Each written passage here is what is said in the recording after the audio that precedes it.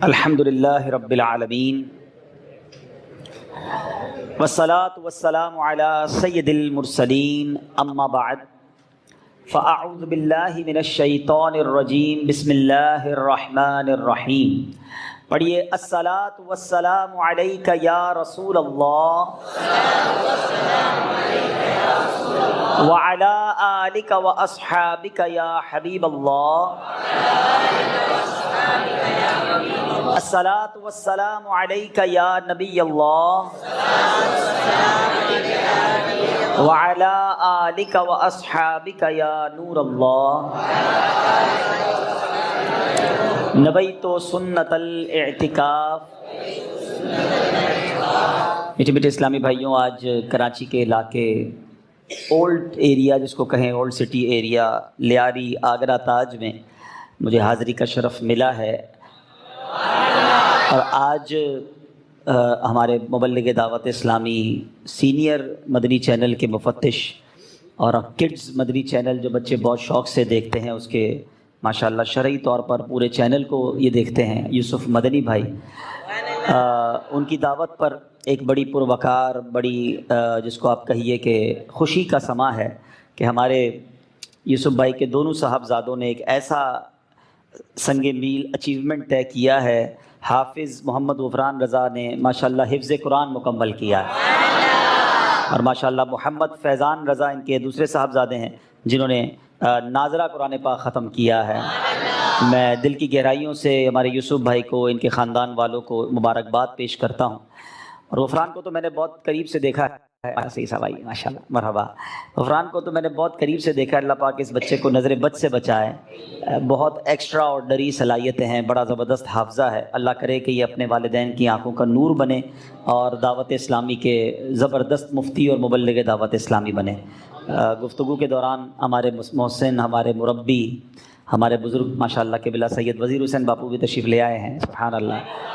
باپو کو دیکھ کر تو مجھے اپنا بچپن یاد آ جاتا ہے، اور امید ہے باپو کو بھی یاد آ جاتا ہوگا. ہم جب چھوٹے تھے تو یوں سمجھیے کہ باپو کی گود میں بڑے ہوئے ہیں، اور بڑی دعائیں. اور بلکہ میں نے پہلے بھی کہا، چلیں آج ایک بار پھر، میں دنیا میں جہاں جاتا ہوں مجھ سے ایک نعت کی فرمائش بہت کی جاتی ہے. میں جب بھی مدنی چینل پر بھی آتا ہوں تو بیان کرنے جاتا ہوں اور کالیں آنا شروع ہو جاتی ہیں کہ بھائی آپ ایک نعت سنا دیں. حالانکہ میں میمن ہوں، لیکن مجھ سے فرمائش ہوتی ہے پنجابی نعت کی، اور وہ نعت ہے مینوں شوق مدینے جاون دا.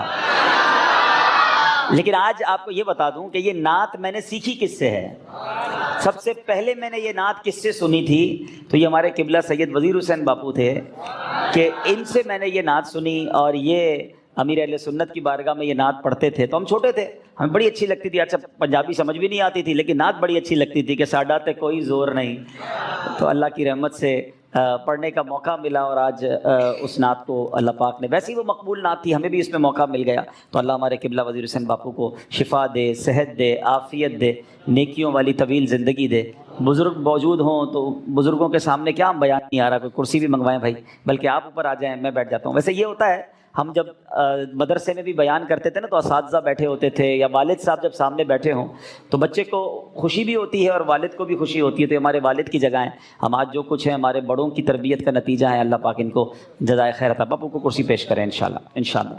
تیری نسل پاک میں ہے بچہ بچہ نور کا، تیری نسل پاک میں ہے بچہ بچہ نور کا. غفران سے بھی، یوسف بھائی سے، اور آپ سب سے، قبلہ باپو شریف سے بھی میں گزارش کروں گا کہ اتفاق دیکھیں کہ آج 8 ربیع الاخر میری والدہ کی برسی تھی، اور 8 ربیع الاخر ہی میرے ماموں کا انتقال ہوا. جس تاریخ کو بہن کا انتقال ہوا اسی تاریخ کو بھائی کا بھی انتقال ہو گیا. تو اللہ پاک ان کی مغفرت فرمائے، درجات بلند فرمائے. ماشاءاللہ بہت بڑا مجمع ہے. میں لالچ کر لیتا ہوں اپنی ماں کے لیے، اپنے ماموں جان کے لیے، اول آخر 3 بار درود پاک پڑھ لیں، 1 بار سورہ فاتحہ، 3 بار سورہ اخلاص پڑھ کے. سوشل میڈیا پر بھی لائیو جا رہا ہے تو جو سوشل میڈیا کے ناظرین ہیں وہ بھی برائے کرم ایصال ثواب کرتے ہیں. الفاتحہ. السلام علیکم یا رسول اللہ وعلی آلہ وصحبہ.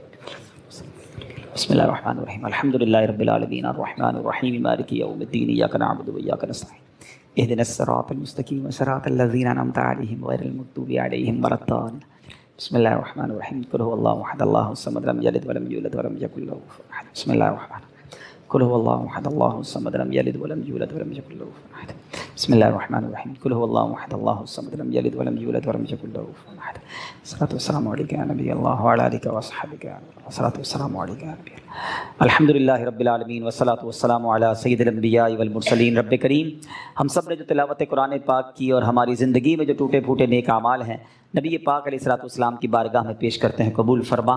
اے اللہ ہم سب کے گناہوں کو معاف فرما. اے رب کریم نبی پاک کے وسیلہ جلیلہ سے تمام انبیاء کرام، صحابہ کرام، تابعین، تبع تابعین، تمام اولیاء کاملین، بالخصوص سیدی غوث اعظم رضی اللہ تعالیٰ عنہ، تمام مسلمین، تمام مسلمات، بالخصوص میرے مرحوم والدین اور بالخصوص میرے مرحوم ماموں جان کی روح کو پیش کرتے ہیں، قبول فرما.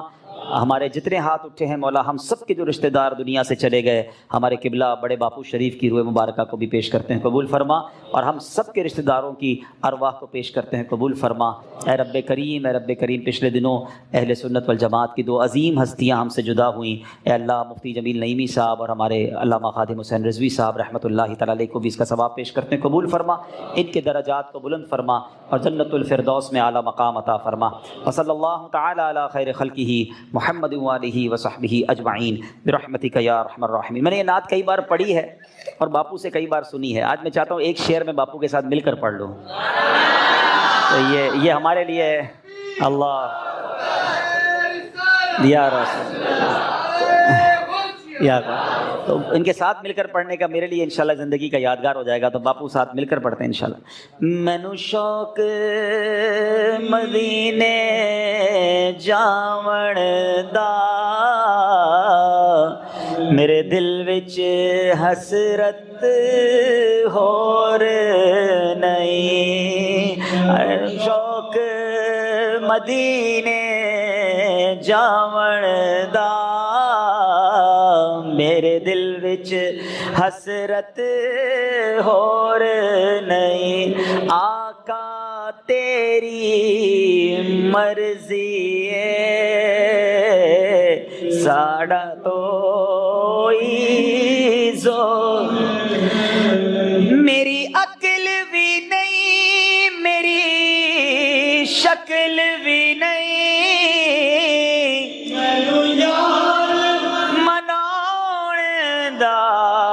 ڈھنگ بھی نہیں. سبحان اللہ. میری عقل بھی نہیں میری شکل بھی نہیں مینو یار مناؤن دا ڈھنگ بھی نہیں. میرا عشق بھی رومی ورگا نہیں رومی ورگا نہیں. میری جامی ورگی ٹور. آپ ایک اور چیز بھی ساتھ کہتے ہیں مدینے جاون دا. ہاں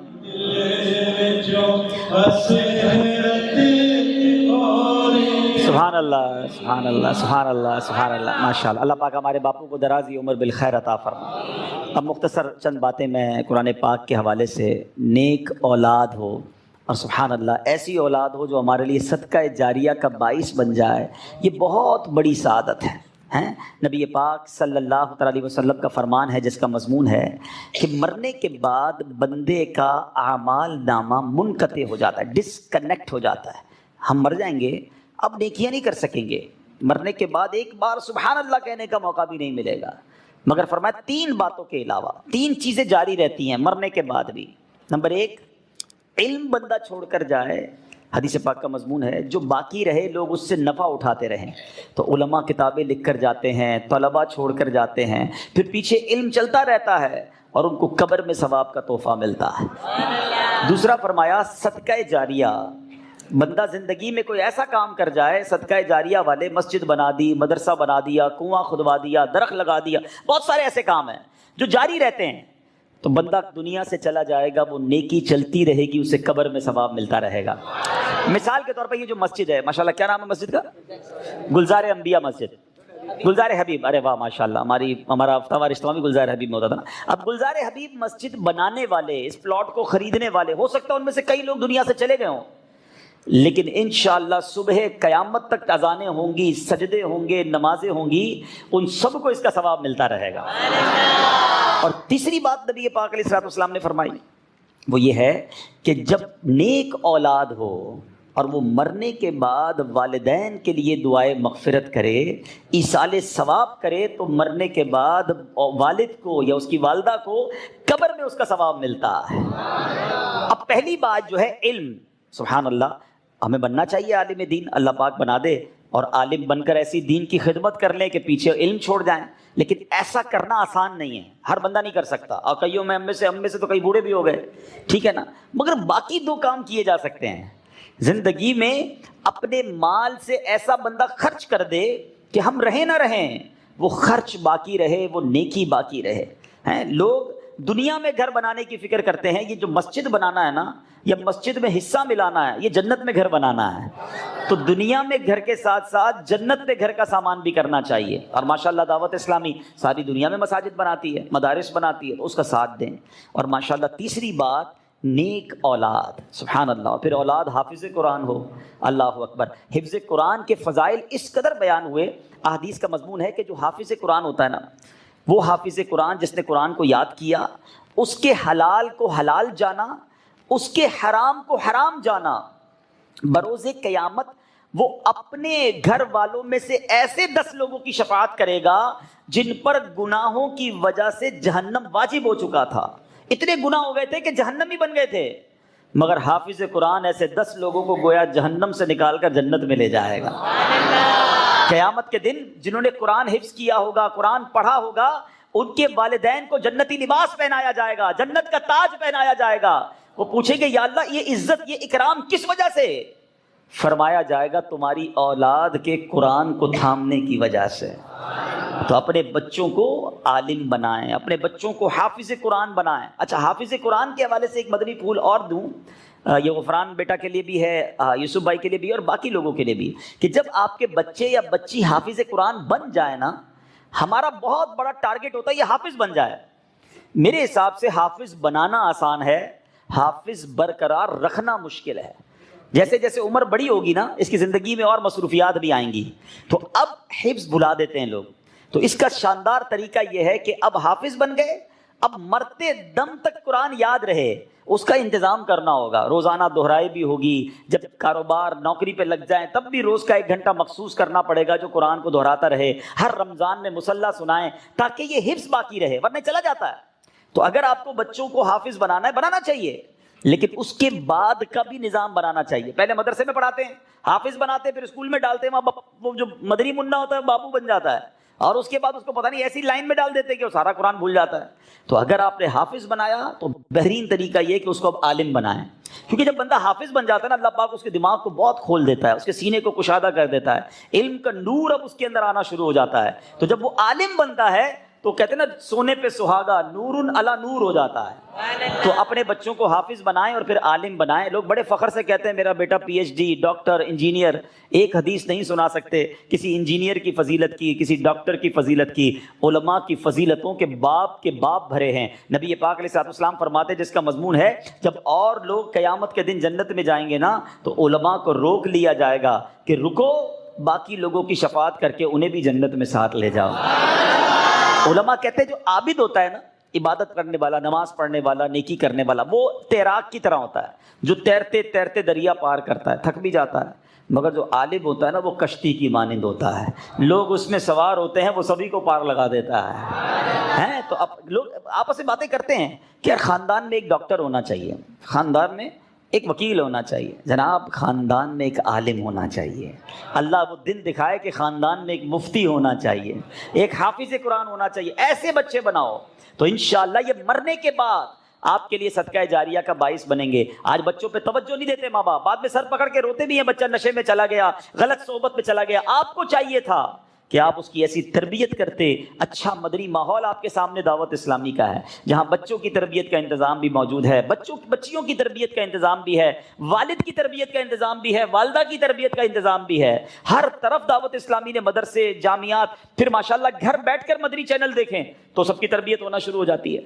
تو یہ سوچ لینا آپ کہ ہمارے مرنے کے بعد ہماری اولاد اگر نیک ہوئی نا تو وہ کام آئے گی. وہ روایت سنی نا آپ نے کہ حضرت عیسیٰ علیہ السلام ایک بار ایک قبر کے پاس سے گزرے, اس قبر پر عذاب ہو رہا تھا. تھوڑے عرصے بعد واپس آئے, اسی قبر کے پاس سے گزرے تو اس میں انوار و تجلیات کی بارش. آپ نے کہا یا اللہ پہلے عذاب ہو رہا تھا, اب رحمتیں برس رہی ہیں, یہ سب کیسے ہوا؟ ارشاد باری ہوا, عیسیٰ جب یہ بندہ دنیا سے گیا تھا گناہگار تھا, بڑے گناہ کیے تھے, قبر میں عذاب ہو رہا تھا, مگر اپنی بیوی کو پریگننٹ حاملہ چھوڑ کے مرا تھا. اس کے یہاں بیٹا پیدا ہوا, اور یہ بیٹا جب تھوڑا سا بڑا ہوا تو مدرسے گیا, اور جب مدرسے گیا تو قاری صاحب نے کہا بیٹا پڑھو بسم اللہ الرحمن الرحیم. جب اس کے بیٹے نے زمین کے اوپر مجھے رحمان اور رحیم کے نام سے پکارا, اے عیسیٰ مجھے حیا آئی کہ اس کے باپ کو زمین کے اندر عذاب دوں, میں نے اس کے عذاب کو دور کر دیا. بیٹا اللہ کو پکارے مغفرت باپ کی ہو جاتی ہے, لیکن اگر باپ بیٹے کی ایسی تربیت کرے کہ وہ نشہ کرے, وہ بے حیائی کے کام کرے, وہ غلط کام کرے, حرام روزی اس کے لیے چھوڑ کر جائیں گے, تو یہ ہماری پنشمنٹ اور پٹائی کا باعث ہوگا. اللہ کرے کہ ہماری اولاد نیک بنے. اور یہاں اب میں بچوں سے بھی بات کر لوں کہ جن کے ماں باپ چلے گئے یا ماں باپ بوڑھے ہیں, ایسے کام نہ کرنا جس سے ماں باپ کو قبر میں تکلیف ہو. اگر وہ چلے گئے نا تو ان کے لیے خوب ایصال ثواب کرو, صدقہ خیرات کرو, نمازیں پڑھو, دعائیں کرو کہ اللہ ہمارے ماں باپ کی مغفرت کر دے, ان کی قبروں کو جنت کا باغ بنا دے. قرآن کہتا ہے کیسے دعا کرنی ہے, رب ارحمہما کما ربیانی صغیرا, اے اللہ ہمارے ماں باپ پر ایسے رحمت کر جیسے بچپن میں انہوں نے ہم پر رحمت کی, ہمیں تکلیف نہیں آنے دی, اپنے دامن میں چھپا لیتے تھے. اے اللہ اب قبر میں ہمارے ماں باپ تیری رحمت کے حوالے ہیں, اب تو اپنی رحمت کی چادر میں چھپا لے. میرے مولا ان کے گناہ معاف فرما اور ان کی قبروں کو جنت کا باغ بنا دے. تو بہرحال میں ایک بار پھر مبارکباد پیش کرتا ہوں, اور باقی لوگوں کو بھی یہ درس دوں گا کہ اپنے بچوں کو دعوت اسلامی کے مدرسوں میں بھیجیں, جامعات میں بھیجیں. بچے عالم بن گئے, حافظ بن گئے, قرآن پڑھنے والے بن گئے. یاد رکھنا میرے آپ کے مرنے کے بعد ہمارے بچے گوگل, فیس بک, واٹس ایپ کھول کر ایصال ثواب نہیں کر سکیں گے. قرآن آتا ہوگا تو قرآن پڑھ کر ایصال ثواب کریں گے. ایسی اولاد چھوڑ کر جائے والد, اللہ کرے کہ جب میں اور آپ مرے نا, پتہ ہے حق کیا ہے, باپ کا حق ہے اور افضل بھی ہے کہ اولاد اس کا جنازہ پڑھائے, بیٹا اس کا جنازہ پڑھائے. مگر ایسا بیٹا بھی تو ہونا کہ وہ باپ کا جنازہ پڑھا سکے, اس کو جنازہ پڑھانا بھی آتا ہو. اللہ کرے کہ ہم ایسی اولاد چھوڑ کر مریں کہ ہماری اولاد ہمیں مطابق ہمارے بیٹے ہمیں غسل دیں, ہمارا جنازہ پڑھائیں, ہمارے لیے ایصال ثواب کریں. بعض ایسی بھی اولاد ہوتی ہے کہ والد کا انتقال ہوتا ہے اور بچے کہتے ہیں ہم کو تو غسل دینا نہیں آتا, ہم کو خود اپنے آپ کو غسل دینا نہیں آتا, میت کو کدھر سے دیں گے. نماز جنازہ تک پڑھنے نہیں آتی, والد کے جنازے پر بیٹا جنازہ پڑھنا نہیں جانتا. سوچو کدھر جا رہے ہیں.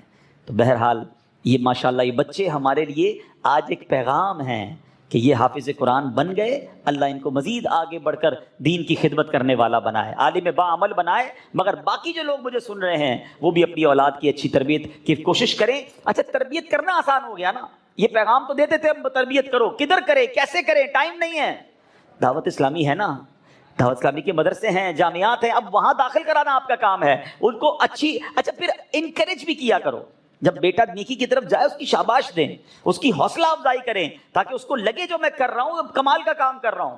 تو انشاءاللہ اس سے بیٹا جو ہے, بچی جو ہے وہ اور آگے بڑھے گی. اللہ پاک ہمیں بھی ایسا کرنے کی توفیق عطا فرمائے. جی انشاءاللہ. صلو علی الحبیب. الحمدللہ. پیارے پیارے اسلامی بھائیوں, حضور غوث پاک رحمۃ اللہ تعالی علیہ کا 11ویں شریف کا مبارک مہینہ جاری مساری ہے, اور حضور غوث پاک رحمۃ اللہ تعالی علیہ فرماتے ہیں میرا کوئی مرید بغیر توبہ کیے نہیں مرے گا. فرماتے ہیں میں نے داروغہ جہنم سے پوچھا کہ کیا دوزخ میں میرا کوئی مرید بھی ہے؟ انہوں نے کہا نہیں. حضور غوث پاک رحمۃ اللہ تعالی علیہ فرماتے ہیں کہ میں اس وقت تک جنت کی طرف قدم نہیں بڑھاؤں گا جب تک اپنے ایک ایک مرید کو اپنے ساتھ داخل جنت نہ کروا لوں. الحمدللہ 15ویں صدی کی علمی و روحانی شخصیت شیخ طریقت امیر اہل سنت حضرت علامہ مولانا ابو بلال محمد الیاس عطار قادری رضوی دامت برکاتہ العالیہ ہمیں حضور غوث پاک رحمۃ اللہ تعالی علیہ کے غلاموں میں شامل فرماتے ہیں. الحمدللہ امیر اہل سنت کے جو وکیل ہے, رکن شورا ہے, الحمدللہ وکیل عطار ہمارے درمیان موجود ہیں. میں حضور کی بارگاہ میں عرض کرتا ہوں کہ ہم سب کو شیخ طریقت امیر اہل سنت کے مریدوں میں شامل فرما دیجیے۔ جو مرید ہونا چاہیں جس طرح میں کہتا جاؤں دہراتے جائیں۔ بسم اللہ الرحمن الرحیم۔ الصلاۃ والسلام علیک یا رسول اللہ وعلی آلک واصحابک یا حبیب اللہ، لا الہ الا اللہ محمد الرسول اللہ صلی اللہ تعالی علیہ وسلم۔ توبہ کرتا ہوں میں اپنے تمام پچھلے گناہوں سے، اور وعدہ کرتا ہوں میں کہ آئندہ شریعت پر چلوں گا، بد مذہبوں اور برے لوگوں کی صحبت سے بچتا رہوں گا، نماز روزے کی پابندی کرتا رہوں گا، والدین کی نافرمانی، جھوٹ، غیبت، چغلی، وعدہ خلافی، گالی گلوچ، فلمیں، ڈرامے، گانے باجے، بے پردگی وغیرہ وغیرہ گناہوں سے بچتا رہوں گا۔ اے اللہ میری اس توبہ کو قبول فرما اور مجھے میرے وعدے پر ثابت قدم رکھ۔ مرید ہوتا ہوں میں خاندان عالی شان قادریہ، رضویہ، عطاریہ میں نے اپنا ہاتھ آپ کے ذریعے سے شیخ طریقت امیر اہل سنت کے ہاتھ میں دیا، اور ان کے ذریعے سرکار بغداد حضور غوث پاک رضی اللہ تعالی عنہ کے ہاتھ میں دیا۔ اے اللہ مجھے جناب غوث اعظم کے مریدوں میں قبول فرما، اور کل قیامت میں غوث پاک کے غلاموں میں اٹھا۔ الصلاۃ والسلام علیک یا نبی اللہ وعلی آلک واصحابک یا نور اللہ۔ عذاب ان پر نازل ہوئے، انہوں نے غلطیاں کی، وہ تمام چیزیں اللہ نے کھول کھول کر ہمارے لیے بیان فرمائی تاکہ ہم وہ غلطیاں نہ کریں اور درس حاصل کریں۔ لیکن آج جس واقعے کو میں نے آپ کو سنانا ہے، یہ ایک واقعہ ایسا ہے جو ہوا تو پہلے ہے، لیکن اس کا ایک بہت بڑا تعلق ہمارے مستقبل سے بھی ہے، یعنی ایک واقعہ ہونا بھی باقی ہے۔ قرآن جس کے بارے میں ہمیں بتاتا ہے، اور یہ سورہ کہف، یہ سورہ کہف ہر جمعے کو پڑھنی چاہیے۔ جو ہر جمعے کو سورہ کہف پڑھے، اگلے جمعے تک اس کے لیے روشن نور لکھ دیا جاتا ہے۔ پھر بھی نہیں پڑھتے۔ اچھا، سورہ کہف میں ہے کیا؟ کہف کہتے ہیں غار کو، تو غار والوں کا اس میں واقعہ ہے جو اصحاب کہف کہلائے، اور اس صورت میں صرف اصحاب کہف کا واقعہ ہی نہیں، بڑا امیزنگ، بڑا عجیب و غریب واقعہ ہے اصحاب کہف کا۔ اس کے بعد دوسرا واقعہ حضرت خضر علیہ السلام اور حضرت موسیٰ علیہ نبینا علیہ السلام کے درمیان ملاقات کا واقعہ بھی ہے، وہ بھی بڑی عجیب و غریب ملاقات ہے۔ اس کے بارے میں بھی بڑے پیارے پیارے مدنی پھول قرآن کے ذریعے ملتے ہیں۔ اور اسی سورہ کہف میں ایک تیسرا واقعہ جو آج میں نے بیان کرنا، وہ حضرت ذوالقرنین اور یاجوج ماجوج کے درمیان جو واقعہ ہوا تھا، یہ بھی اسی سورت کے اندر موجود ہے۔ اب ذرا دیکھیں، ایک سورت ہے اور کتنے عجیب و غریب واقعات ہیں، پھر کیوں نہ قرآن پڑھیں؟ اتنی دلچسپ واقعات ہیں کہ پڑھے تو عقل حیران ہو جاتی ہے کہ قرآن میں رب نے ہمارے لیے کیا کچھ لکھا ہے۔ مگر آج ہم سے کھلاڑیوں کے نام پوچھ لیں، کھلاڑیوں کے ریکارڈ پوچھ لیں، فلمی اداکاروں کے نام پوچھ لیں، نہیں پتا تو انبیاء، صحابہ اور اولیاء کے بارے میں نہیں پتا۔ یہ ہماری کتنی بڑی غلطی ہے۔ ہم یہ بڑے جو ہیں ان کی بھی غلطی ہے کہ انہوں نے بچوں کی کیا تربیت کی۔ بہرحال میرے میٹھے اسلامی بھائیوں، آج اس واقعے کو سننا ہے حضرت ذوالقرنین۔ حضرت ذوالقرنین کون تھے؟ پہلے تو یہ سمجھتے ہیں کہ حضرت ذوالقرنین کا نام سکندر ہے، اور حضرت خضر علیہ السلام کے یہ خالہ زاد بھائی ہیں۔ حضرت خضر علیہ السلام ان کے وزیر اور جنگلوں میں علم بردار رہے ہیں۔ یہ حضرت سام بن نوح علیہ السلام کی اولاد میں سے ہیں، اور ایک بڑھیا کے اکلوتے فرزند تھے۔ حضرت ابراہیم خلیل اللہ علیہ نبینا علیہ الصلوۃ والسلام کے ہاتھ پر حضرت ابراہیم کے دست حق پرست پر اسلام قبول کیا، اور مدتوں حضرت ابراہیم کی یہ صحبت میں رہے، اور حضرت ابراہیم نے ان کو کچھ وصیتیں بھی فرمائی تھی۔ صحیح قول یہی ہے کہ حضرت ذوالقرنین نبی نہیں ہیں بلکہ ایک بندہ صالح ہیں جو ولایت کے مرتبے پر تھے۔ بہرحال حضرت ذوالقرنین کو وہ شرف عطا ہوا جو دنیا میں فقط 4 لوگوں کو ملا، ٹھیک ہے، اور یہ ہے کہ ساری دنیا کی بادشاہی، دنیا میں صرف 4 بادشاہ ایسے گزرے ہیں کہ جنہوں نے پوری دنیا پر حکومت کی ہے۔ اس میں 2 ایمان والے اور 2 کافر تھے۔ جو مومنین تھے وہ کون تھے؟ حضرت سلیمان علیہ نبینا علیہ الصلوۃ والسلام اور حضرت ذوالقرنین، ٹھیک ہے، یہ سب کو یاد بھی ہونا چاہیے۔ اور 2 بادشاہ جو کافر تھے، جن کو ساری دنیا پر حکومت ملی، ساری دنیا پر کنٹرول ملا، وہ کون تھے؟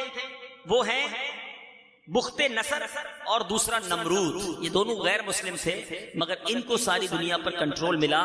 ایک 5ویں بادشاہت بھی ملنی ہے اور وہ انشاءاللہ آگے جا کر ملنی ہے، اور وہ ہوں گے حضرت امام مہدی رضی اللہ تعالیٰ عنہ، جو ساری دنیا پر ان کو کنٹرول ملے گا اور ساری دنیا کی بادشاہت انہیں ملے گی انشاءاللہ عز و جل۔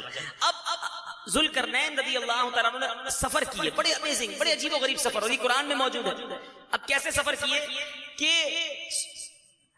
سب سے پہلے میں کتابوں میں پڑھا تھا کہ سام بن نوح علیہ السلام کی اولاد میں سے ایک شخص آب حیات کو پی لے گا تو اس کو موت نہیں آئے گی، تو اس لیے حضرت ذوالقرنین نے مغرب کا سفر کیا، یعنی جہاں سورج غروب ہوتا ہے نا، اینڈ آف دا ورلڈ تک چلے گئے، یعنی ویسٹ میں مغرب میں اتنا سفر کیا کہ آبادیاں ختم ہو گئیں۔ آپ ایسے مقام پر پہنچے کہ سورج غروب کے وقت آپ کو ایسے نظر آتا تھا جیسے سیاہ چشمے کے اندر سورج غروب ہو رہا ہو، بالکل اینڈ آف دا ورلڈ چلے گئے۔ وہاں ایک ایسی قوم ملی جو جانوروں کی کھال پہنے ہوئے تھی، اس کے سوا کوئی لباس ان کے بدن پر نہیں تھا، اور مردہ دریائی جانور وہ کھاتے تھے۔ یہ قوم ناسک کہلاتی تھی۔ حضرت ذوالقرنین نے دیکھا کہ وہ بے شمار قوم ہے، بہت ہی طاقتور ہیں، جنگجو ہیں، تو حضرت ذوالقرنین نے ان لوگوں کے گرد اپنی فوجوں کا گھیرا ڈالا، ان کو کنٹرول کیا، ایمان کی دعوت دی۔ جو ایمان لائے آپ نے انہیں ایمان والا بنا دیا، اور جنہوں نے آپ سے بغاوت کی انہیں قتل کر دیا گیا۔ یہ سفر آپ کا کمپلیٹ ہوا۔ اس کے بعد آپ نے مشرق کا سفر کیا، پہلے مغرب تک چلے گئے، اب جہاں سورج طلوع ہوتا، اب بالکل زمین کے اس کونے پر پہنچ گئے کہ وہاں جا کر آپ نے دیکھا کہ سورج جو ہے بالکل آپ کے سامنے نکل رہا ہے، اور اب وہاں بھی کچھ لوگ ملے جو غاروں میں رہتے تھے۔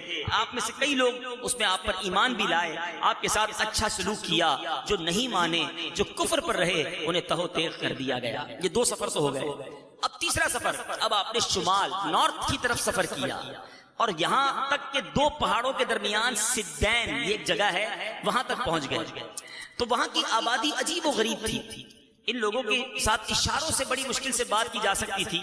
ان لوگوں نے حضرت ذوالقرنین سے یاجوج ماجوج کی شکایت کی۔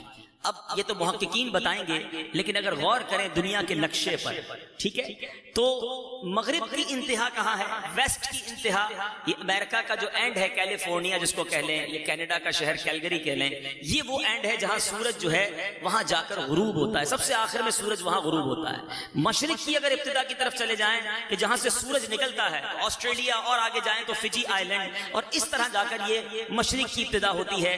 بات آگے بڑھانے سے پہلے ایک اچھی خبر یہ دوں کہ فجی جو دنیا کے مشرق کا کونا ہے اور کیلیفورنیا جو دنیا کے مغرب کا کونا ہے، دونوں جگہ پر دعوت اسلامی کے مدنی کاموں کی دھومیں ہیں الحمدللہ۔ دونوں جگہ مدنی قافلے پہ الحمدللہ، یہاں سے پاکستان سے بھی مبلغین نے سفر کیا۔ اب شمال اگر نقشے پہ دنیا کے دیکھیں تو انٹارکٹیکا یا وہ جگہ جہاں برف بہت زیادہ ہوتی ہے، اب شاید یہ وہی مقام ہے، اللہ بہتر جانتا ہے، لیکن کمال یہ ہے کہ اب وہاں کی قوم نے جب آپ سے کہا کہ یاجوج ماجوج ہمیں بڑا تنگ کرتے ہیں، بڑی جنگجو قوم ہے، وحشی لوگ ہیں، آپ ہماری مدد کیجئے۔ اب میرے میٹھے اسلامی بھائیوں، ان کے بارے میں ذرا سنیں یہ کیسا گروہ تھا۔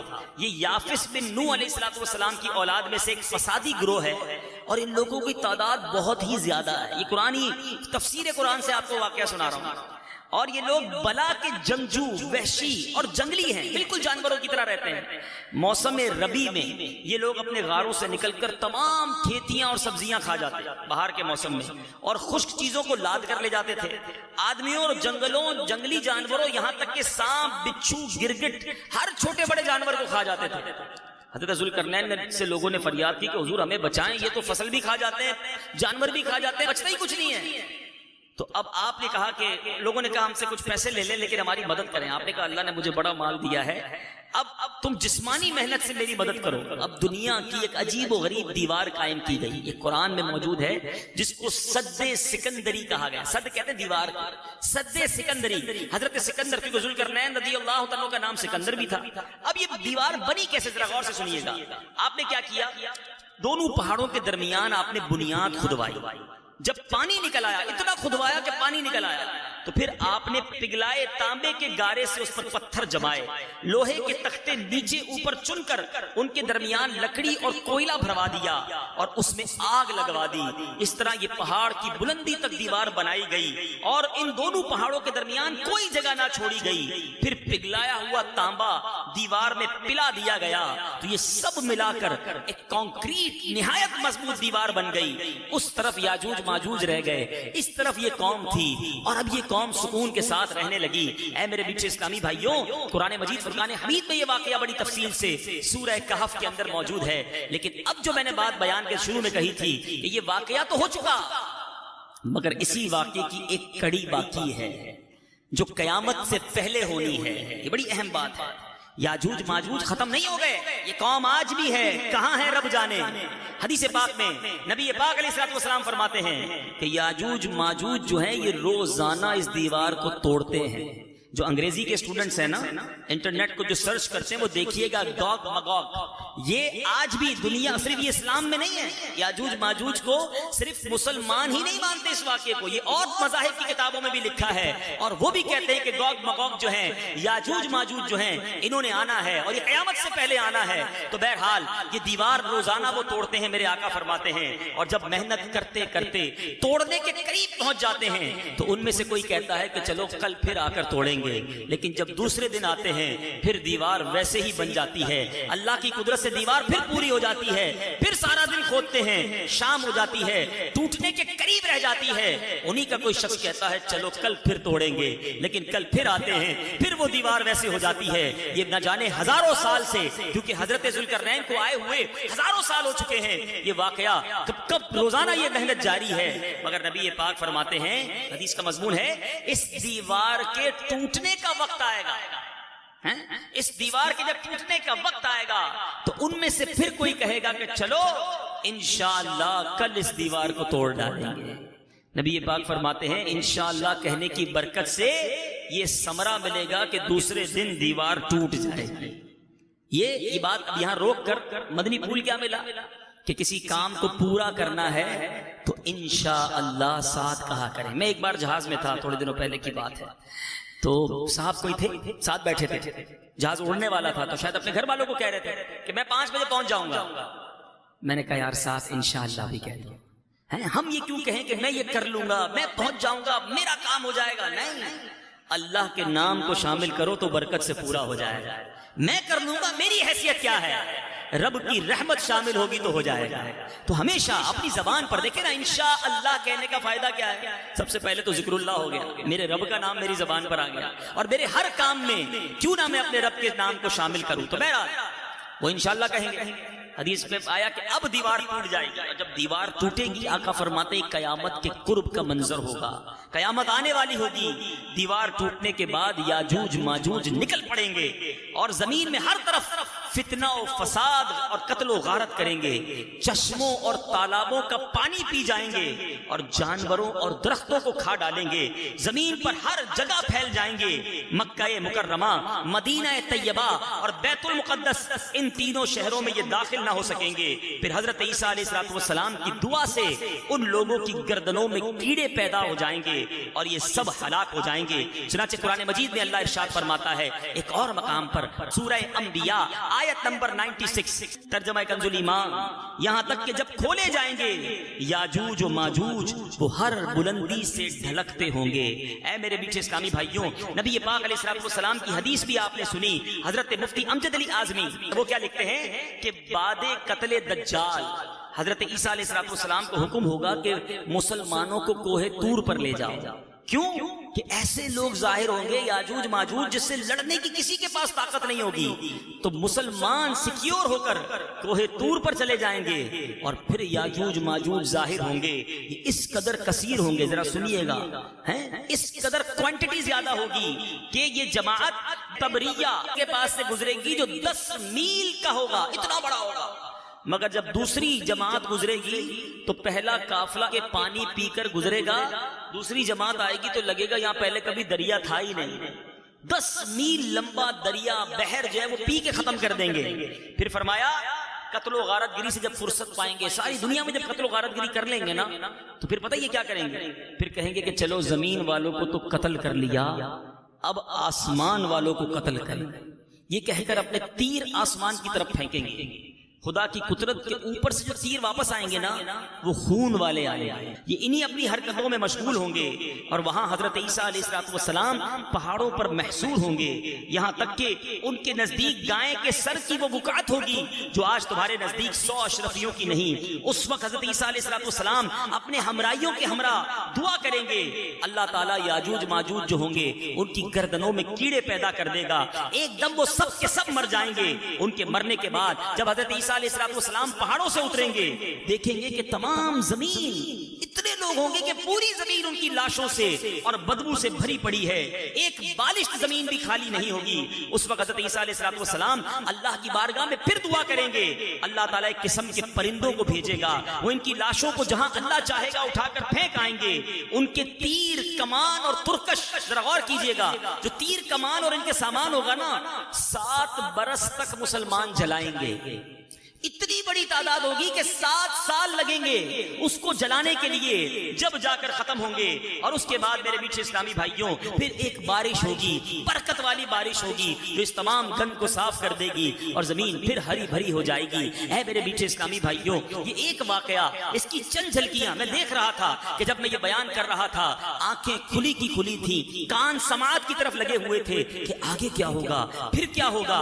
آپ یہ واقعہ سنتے جا رہے تھے، دلچسپی بڑھتی جا رہی تھی، میں سمجھانا یہی چاہتا ہوں، یہ ہے میرے رب کا کلام۔ کیوں نہیں پڑھتے، کیوں نہیں سیکھتے؟ ارے یہ ایک واقعہ سنایا میں نے آپ کو، افسوس یہی تو ہے کہ آج ہمارے بچوں کو بہت کچھ پتا ہے مگر نہیں پتا تو نبیوں کے بارے میں نہیں پتا۔ کس کو پتا تھا حضرت ذوالقرنین کون ہیں، ان کا نام سکندر ہے، وہ کس کے خالہ زاد بھائی ہیں؟ یہی تو افسوس ہے کہ آج سیاست دانوں کی ہسٹریاں پتا ہیں، کرکٹر، فٹ بالر، گلوکار، اداکار، ان سب کے نام پتا ہیں، نہیں پتا تو اللہ کے نبیوں، صحابہ اور اولیاء کے واقعات ہمیں نہیں پتا، قرآن میں رب نے کیا فرمایا ہمیں وہ نہیں پتا۔ اے میرے میٹھے اسلامی بھائیوں، میں آج آپ کے دل پہ دستک دینے آیا ہوں کہ جس نبی کا آپ نے کلمہ پڑھا ہے، جس نبی کے معجزات سن کر ایمان تازہ کرتے ہو، ارے اسی نبی نے ہمیں قرآن عطا کیا ہے، رب کی رحمت سے ہم پر قرآن ہمیں تحفہ ملا ہے، ہم سب کے گھروں میں قرآن موجود ہے، مگر افسوس یہ ہے ہمارے پاس پڑھنے کا ٹائم نہیں ہے۔ اے میرے میٹھے اسلامی بھائیوں، اس کی اہمیت سمجھو، یہ رب کا کلام ہے، مگر افسوس ہم صبح اٹھ کر اخبار تو پڑھتے ہیں، ٹی وی پر خبریں دیکھتے ہیں، موبائل فون پر بہت ساری چیزیں چیک کرتے ہیں، پورے دن میں کتنا قرآن پڑھتے ہیں۔ ایسا نہ کرو، حدیث پاک ہے، میرے آقا علیہ الصلوۃ والسلام فرماتے ہیں تم میں بہترین وہ ہے جو قرآن سیکھے اور دوسروں کو سکھائے۔ ہم ان بہترین لوگوں میں کیوں نہیں شامل ہو جاتے؟ میرے پیچھے اسلامی بھائی، خدارا ایک واقعہ میں نے سنایا، اتنے واقعات، اچھا میں کتاب کا نام بھی بتا دیتا ہوں، اللہ ہمارے علماء کرام کو سلامت رکھے، 2 کتابیں حاصل کر لیں، پیسے نہ ہوں، خرید نہ سکتے ہوں تو ڈاؤن لوڈ کر لیں، دعوت اسلامی نے سارے کام آسان کر دیے ہیں، اول تو ہمیں ان چیزوں میں خرچ کرنا چاہیے۔ ایک کتاب ہے قرآن پاک کی تفسیر صراط الجنان، بڑی آسان اردو، کھولتے جائیں پڑھتے جائیں، اپنے بچوں کو بھی پڑھائیں کہ چلیں آج پہلے پارے کی پہلی رکوع میں پڑھوں گا اور اس کا ترجمہ تفسیر آپ کو بھی سناؤں گا، گھر والے گھر میں قرآن پڑھیں تو اور کیا چاہیے۔ قرآن پڑھنے سے یاد رکھیے رحمتوں کا نزول ہوتا ہے، فرشتوں کا نزول ہوتا ہے، ہر لفظ پر آپ کو برکتیں ملتی ہیں۔ قرآن وہ عظیم کتاب ہے جس کو دیکھنا عبادت، کہو سبحان اللہ، جس کو پڑھنا عبادت، جس کو چھونا عبادت، جس کو سننا عبادت، عبادت ہی عبادت ہے، پھر بھی ہم قرآن نہیں کھولتے۔ تو بہرحال ایک یہ کتاب اور ایک مختصر کتاب، وہ تو فوراً لے لیں، عجائب القرآن، میرا خیال ہے 200-300 روپے کی کتاب ہوگی، مکتبۃ المدینہ سے حاصل کر لیں۔ یہ واقعہ بھی میں نے اسی سے سنایا ہے کہ یہ ایسے قرآن کے جتنے عجیب و غریب واقعات ہیں نا وہ علماء نے ہمیں لکھ کر دے دیے ہیں، مگر پھر بھی ہم نہیں پڑھتے۔ کتنا اچھا ہو کہ ہم اپنے بچوں کو کہیں کہ چلو بچوں آج میں آپ کو قرآن کا ایک قصہ سناتا ہوں، بٹھایا 15 منٹ لگے ایک واقعہ سنایا، اسی کتاب سے سنایا، روز کا ایک واقعہ. کتنی معلومات میں اضافہ ہوگا، کتنا ایمان تازہ ہوگا، بچوں کو قرآن سے محبت بڑھے گی. اے میرے میٹھے اسلامی بھائیوں، کلام اللہ کو پڑھیں، اس کی برکتیں حاصل کریں. ہم اللہ سے دعا کرتے ہیں کہ یاجوج ماجوج کے فتنے سے ہمیں محفوظ فرمائے، دجال کے فتنے سے ہمیں محفوظ فرمائے، ہمارے ایمانوں کی حفاظت فرمائے، اور قرآن پاک سے ہم سب کو سچی محبت عطا فرمائے.